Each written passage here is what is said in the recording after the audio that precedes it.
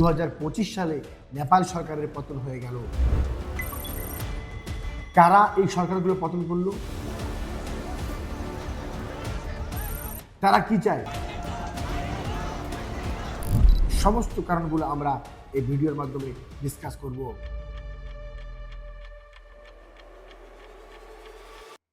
2022 সালে শ্রীলঙ্কা সরকারের পতন, 2024 সালে বাংলাদেশ সরকারের পতন এবং 2025 সালে নেপাল সরকারের পতন হয়ে গেল। কারা এই সরকারগুলো পতন করলো?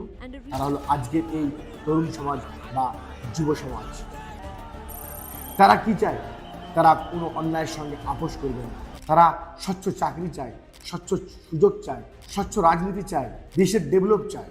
8ই সেপ্টেম্বর 2025 সালে নেপাল সরকার নেপালে প্রায় 26টি সোশ্যাল মিডিয়া অ্যাপসকে ব্যান করে দেয়। তারপরে এই জেনজি মুভমেন্ট শুরু হয়। Thousands of young protesters have taken to the streets of Kathmandu in a powerful youth movement called the Gen Z Revolution. তো অনেকে মনে করেছেন যে এই জেনজি মুভমেন্টের জন্য আসল কারণ হলো এই 26টি অ্যাপসকে ব্যান করে দেওয়ার জন্য। না, এই 26টি অ্যাপসকে ব্যান করে দেওয়ার জন্য এই মুভমেন্ট শুরু হয়নি। এই মুভমেন্ট শুরু হওয়ার পিছনে বেশ কতগুলি কারণ রয়েছে। এই জেনজি মুভমেন্টের মেইন একটা কারণ হলো নেপালে কারাপশন। পতঞ্জলি ল্যান্ড গেলসে প্রাক্তন প্রাইম মিনিস্টার মাধব কুমার নেপাল, তিনার বিরুদ্ধে অভিযোগ তিনি সরকারি জমি বেআইনিভাবে বিক্রি করে সেখান থেকে প্রচুর টাকা আত্মসাৎ করে নেয়। সাবেক নির্বাহী সুনীল পাউদেল, তিনার বিরুদ্ধে অভিযোগ তিনি আইটি সরঞ্জাম ক্রয়ের জন্য যে টাকা বরাদ্দ করা হয়েছিল তিনি সেখান থেকে অনেক টাকা আত্মসাৎ করে নেয়, নেপালি রুপিতে প্রায় 15.8 কোটি টাকা। তারপর প্রাক্তন প্রাইম মিনিস্টার পুষ্পা কুমার দাহাল, তিনার বিরুদ্ধে অভিযোগ এই মাওবাদী যোদ্ধাদের জন্য বা তাদের তহবিলে যে টাকা জমা ছিল তিনি সেখান থেকে অনেক টাকা আত্মসাৎ করে নেন। এবং বর্তমান প্রাইম মিনিস্টার কেপি শর্মা ওলি, তিনার বিরুদ্ধে অনেক কারাপশনের অভিযোগ রয়েছে। আপনি শুনলে অবাক হবেন, এই Nepali prime minister salary Indian রুপিতে মাত্র 45,000 টাকা। অথচ এদের সন্তানদের বা এই নেপোক্রিটসদের লাইফস্টাইল দেখলে সাধারণ মানুষ অবাক।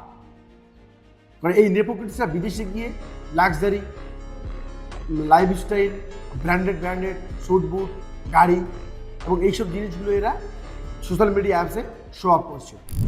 আর এই দেখে সাধারণ মানুষ আরও ক্ষিপ্ত হয়ে যায়। কারণ নেপালে প্রায় 2023-24 ডাটা অনুসারে 12.6% বেকারত্ব। আপনি শুনলে অবাক হবেন, সামান্য কিছু রোজগারের জন্য নেপালি কিছু যুবক যুবতী তারা এই রাশিয়া ইউক্রেনের যুদ্ধে অনেকজন শহীদ হয়ে গেছে।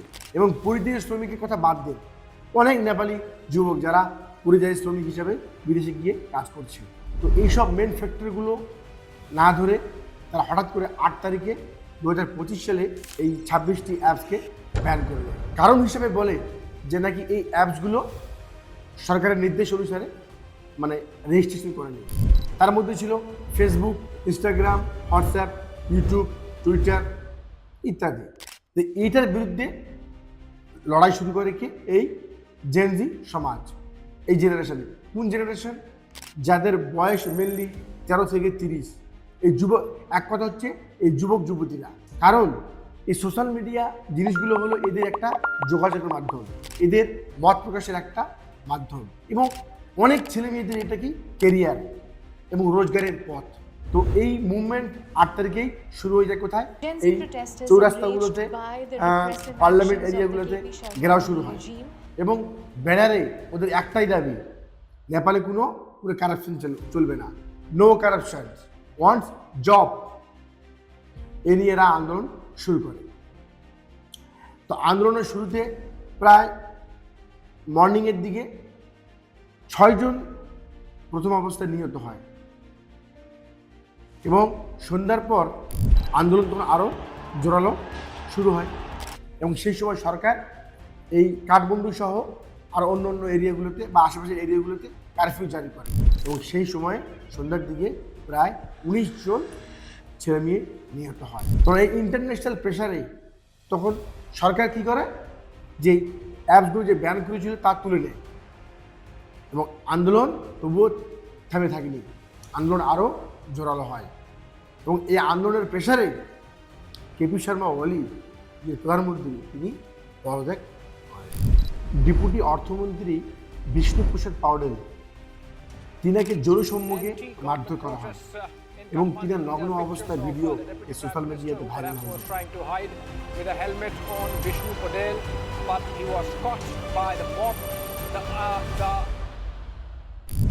তারপর প্রাক্তন প্রাইম মিনিস্টার ঝালানাথ কানাল তিনার বাড়িতে আগুন ধরিয়ে দেওয়া হয় এবং তিনার স্ত্রী গুরুতর দগ্ধ হয়।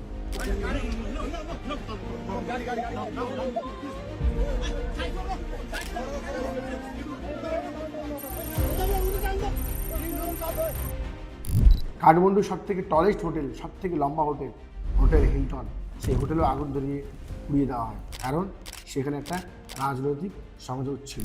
তো শেষ কথার একটাই কথা, যুব সমাজ হচ্ছে একটা খুবই পাওয়ারফুল উইপেন আমাদের এই সমাজে। Young generation is the backbone in our society.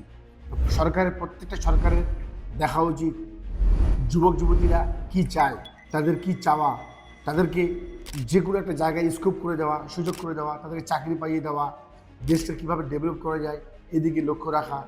তো বর্তমান এখন প্রাইম মিনিস্টার হচ্ছে নেপালের জাস্টিস সুশীলা কার্কি।